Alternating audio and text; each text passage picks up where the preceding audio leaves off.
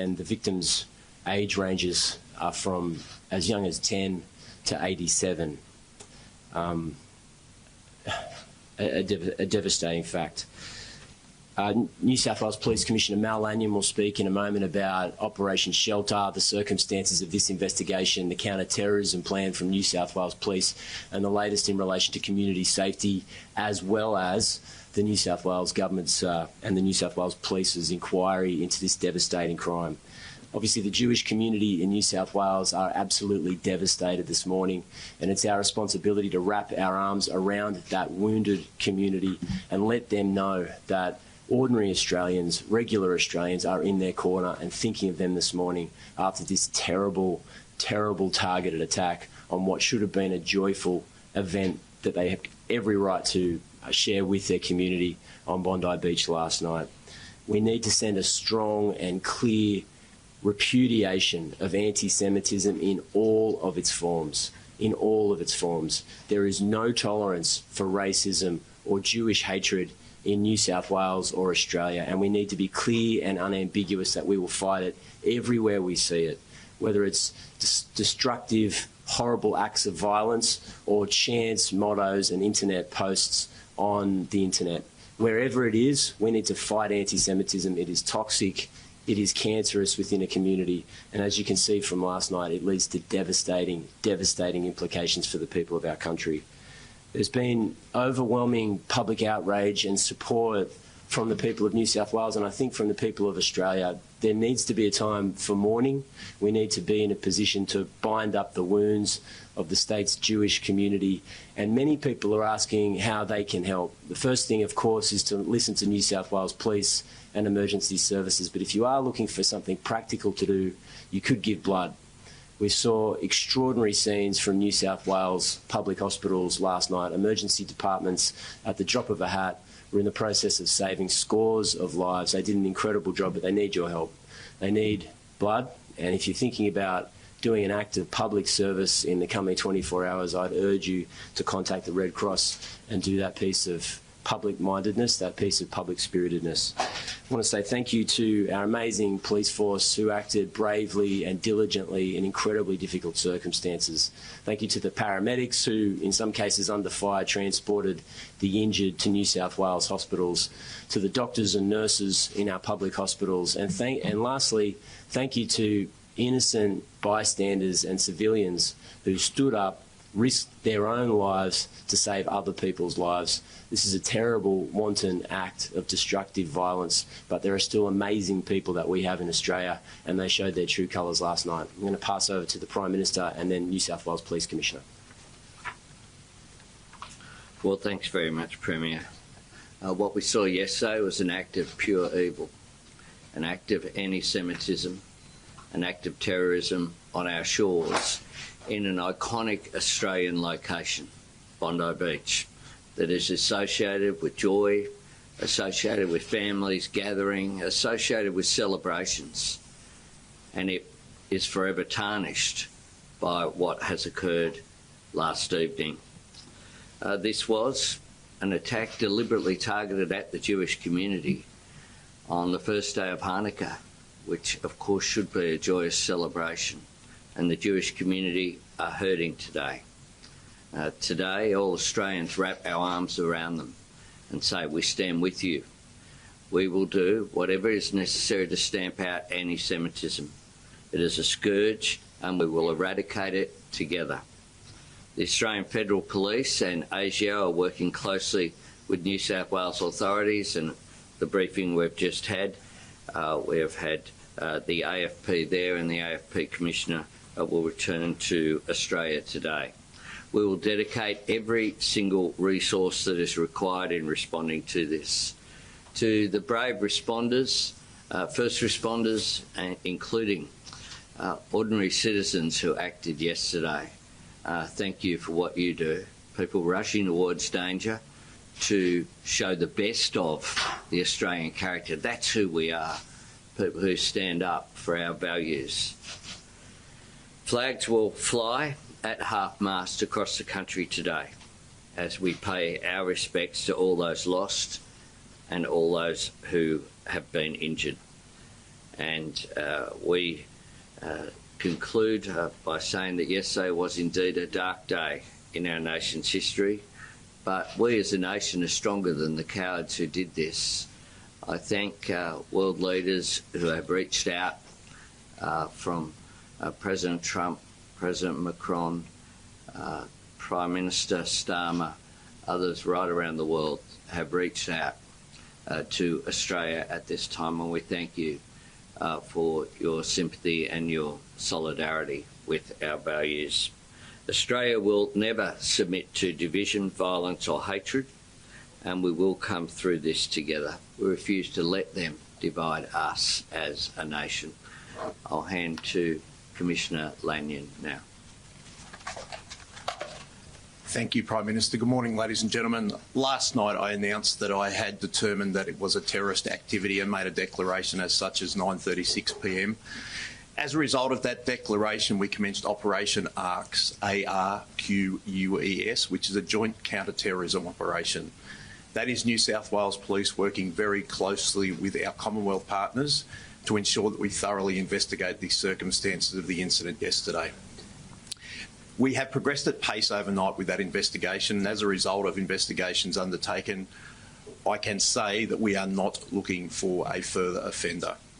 We are satisfied that there were 2 offenders involved in yesterday's incident. One is deceased, the second is in critical but stable condition in hospital at the moment. The offenders are a 50-year-old and 24-year-old male who are father and son. The 50-year-old is deceased. The 24-year-old is currently in hospital at the moment. As part of the investigation, we conducted 2 search warrants last night, one at Bondi Rig and a second at Campsie. The 50-year-old male is a licensed firearms holder. He has 6 firearms licensed to him. We are satisfied that we have 6 firearms from the scene yesterday, but also as a result of the search warrant at the Campsie address. Ballistics and forensic investigation will determine this morning that those 6 firearms are the 6 that were licensed to that man, but also that they were used in the offence yesterday at Bondi. We will continue to investigate this matter thoroughly. It's important for the community to have the reassurance that New South Wales Police, working with our Commonwealth partners, will not stop until we understand the reasons behind this senseless incident and take any available action that we need to do. We always work closely with our Commonwealth partners to make sure that we keep the community safe. This is a very difficult time for all law enforcement agencies, and I would really like to call out the work of New South Wales Ambulance last night, and we're joined by the Commissioner Morgan this morning. The ambulance officers were absolutely outstanding in their response. 16 deceased persons is obviously a great tragedy for this state. Our thoughts, prayers and love go out to all of the families of the deceased. We pray that those who are injured recover quickly. I have 2 police officers currently in hospital at the moment. Both are in critical but stable condition. And again, the thoughts of the New South Wales Police are very much with those officers and their families. This morning, we commenced Operation Shelter. It is an operation that we have previously run. We have escalated the number of police that are involved. Operation Shelter is designed to provide comfort to the Jewish community. We will make sure that we are highly visible at places of worship, places that are known to be frequented by the Jewish community, but very much in those suburbs where we know that we have a large Jewish population. I want to make it very clear that the New South Wales Police will not tolerate the types of violence or the types of anti-Semitic behaviour that we have seen. We will have 328 officers on the ground this morning as part of Operation Shelter. That operation will continue to work very closely with the Jewish community to make sure that we both prevent but also respond to anything that may happen. I was very clear last night to call for calm. This is not a time for anyone to be seeking retribution. This is a time for community to grieve and to heal. The New South Wales Police will do what it does best, and that is to prevent but investigate offences that happen. And we will be here to support the community. I might hand over to Commissioner Morgan, I think, if there's anything you'd like to say, sir. Thank you. Good morning, ladies and gentlemen. Could I just express my condolences to the victims, the families and friends, and certainly those that remain in hospital at this time. Our best wishes and prayers are going out to you. This was obviously a significant incident that has occurred at Bondi Beach last night. New South Wales Ambulance got its initial call via New South Wales Police at 18:43 last evening. Our first crews were on scene within less than 10 minutes. This took a response of more than 123 personnel from New South Wales Ambulance. Both New South Wales Police and New South Wales Ambulance worked seamlessly, I'm advised, through this entire incident in support of the community. I cannot convey how important that is. We are told stories of amazing heroism, of paramedics and police working seamlessly together with members of the community. Some of our paramedics are from the Jewish community and attended that scene and continued their duties diligently and professionally. Of that initial response, New South Wales Ambulance transported 24 patients, particularly in the first wave. There were attended 14 people who were deceased at the scene. Through the course of the evening, another 2 people succumbed to their conditions at New South Wales hospitals, and a total of 42 people attended New South Wales facilities. It is not uncommon in these major incidents for members of the community, sometimes often with very serious injuries, to make their own way to hospitals so that they are not burdening the resources of the services. This is what it means to be Australian. I do want to make the point that there is a significant amount of support available from the New South Wales health system. I could commend to the community that there are great resources available on the New South Wales Health website if you need mental health support, and some reference material if you also need that. Just in conclusion, I do want to make the point. There were some amazing lessons learned from the Bondi Westfield Shopping Centre. Last night, I am told, the command structures were seamless, the joint agency approach, the ability for paramedics with the support of police to work in these hot zones, I'm absolutely convinced contributed to the saving of lives that otherwise would have been lost. Finally, just one message for the first responders at these scenes. You are an inspiration to us all. The way you put yourself in harm's way, your courage and resilience, we all thank you. Thanks, everyone. We'll have to take questions. Commissioner Langan, can you elaborate? You said yesterday that one of the gunmen was known to police. Was that gunman known to police for extremist use, and were any terror symbols displayed at the attack yesterday? I prefer not to comment at the moment. We're still very early in the investigation. We'll be happy to provide further information that it goes along. I want to give our investigators the opportunity to investigate thoroughly without speculation. We did hear last night a lot of information was coming forward. I want to make sure that it's accurate. Commissioner, there are reports of black ISIS-style flag was draped over the government's car.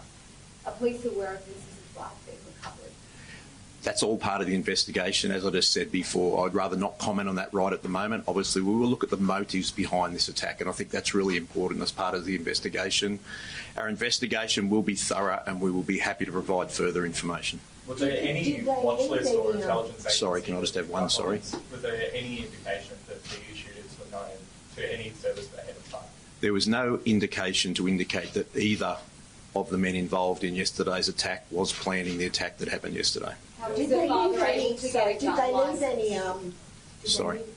manifesto or notes? Again, that is part of the investigation. I don't want to go into that this morning. We've got investigators that have been working around the clock. I'm incredibly proud of the work that has been undertaken so far. We want to get to the bottom of this. We want to understand the motives behind it, and we certainly want to understand the actions that have happened. I cannot give a running commentary on the investigation. I want to give the investigators time to work through this properly. Is there anything you can tell us about ideology? At this stage, no, I won't comment on that. We'll continue to work through that. That is part of the investigation to understand the motives behind it. So how long had the 50-year-old had a gun licence? And you said yesterday that the deceased was known to police here. Was the same individual the one that was known to ATO? Do you understand? I think last night, there was wide speculation that the younger of the 2 men had been deceased. That's not the case. The older man was deceased. I'm told that he's had a gun licence for approximately 10 years. And the younger man, he was the one known to police and to ATO. Do you have any more information on that? No, I don't. And I think I said last night it was very limited knowledge. Can you elaborate on why he was known to police? No, I can't. Not this morning. That's all part of the investigation. Can you confirm the identities of the gunmen and whether they were staying at an Airbnb in Campsie? I can certainly indicate that they were staying at an address at Campsie. Their residential address is in Bondi Beach. They were staying at an address in Campsie. Prime Minister, Benjamin Netanyahu has laid some blame on your feet. What is your response to Netanyahu's comments yesterday that were pretty inflammatory? This is a moment for national unity. This is a moment for Australians to come together. That's precisely what we will be doing.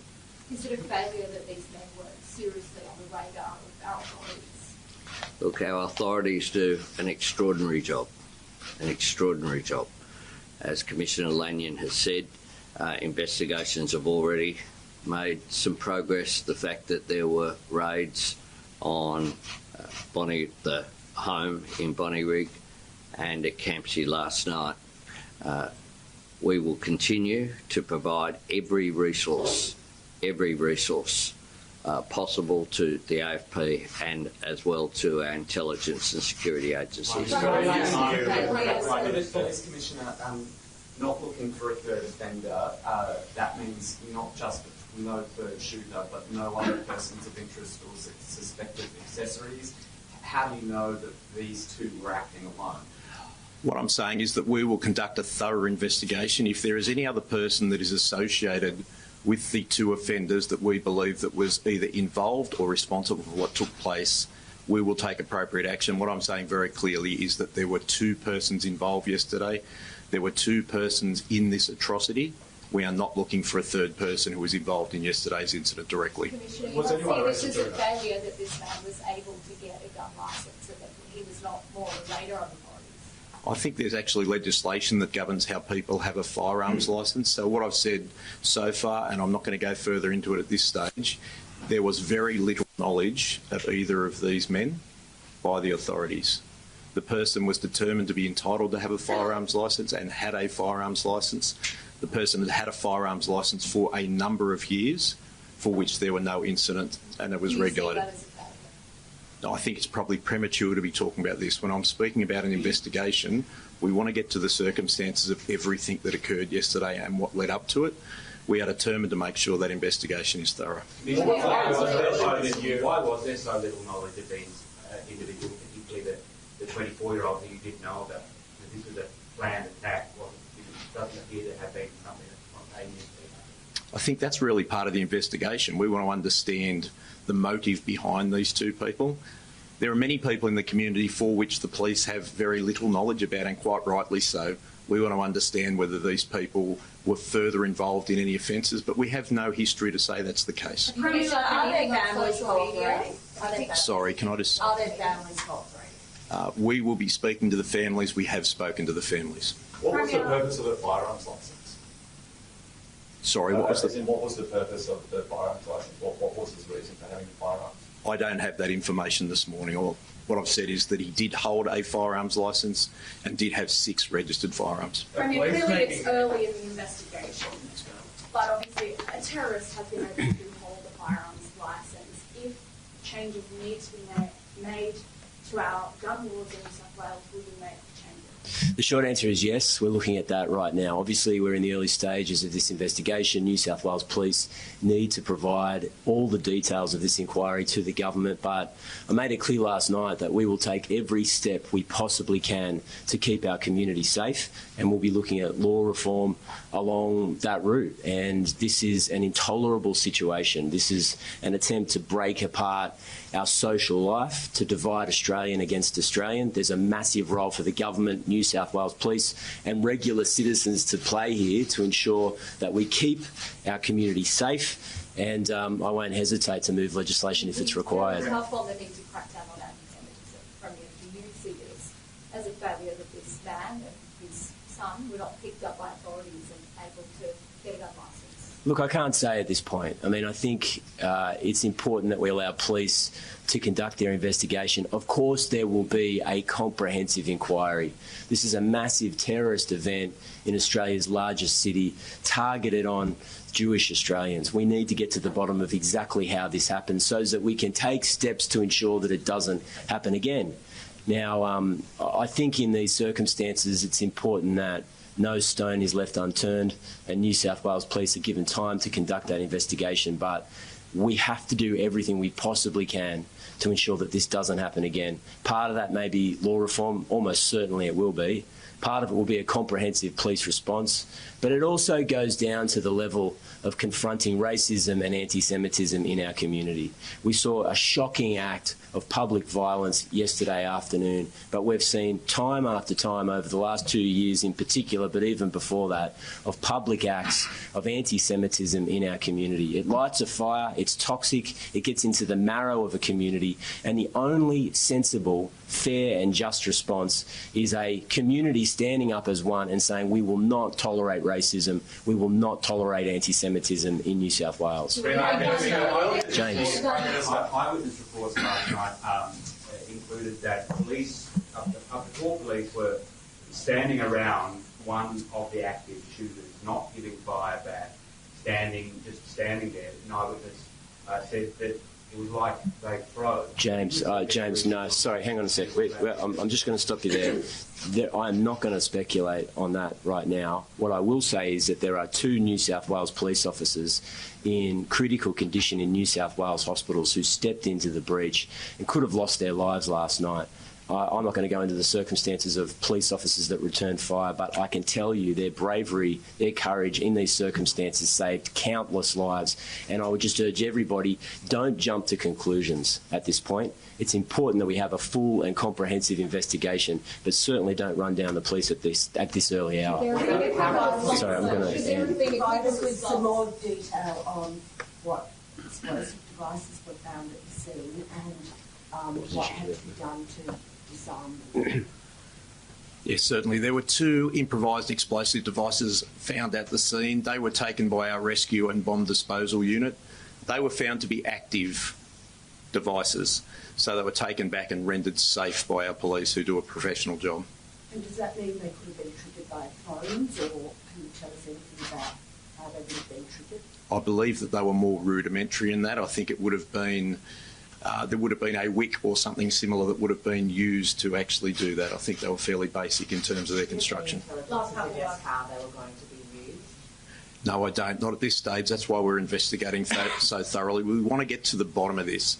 I've made it really clear that we want to understand every circumstance. I am very glad that those devices were not activated. But really our thoughts and prayers at the moment are with everyone who has lost someone. Jewish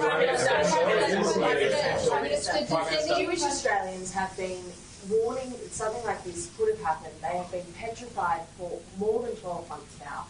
Has your government failed Jewish Australians when their worst nightmare was realised last night? My government will continue to stand with Jewish Australians and continue to stand to stamp out anti-Semitism in all of its forms.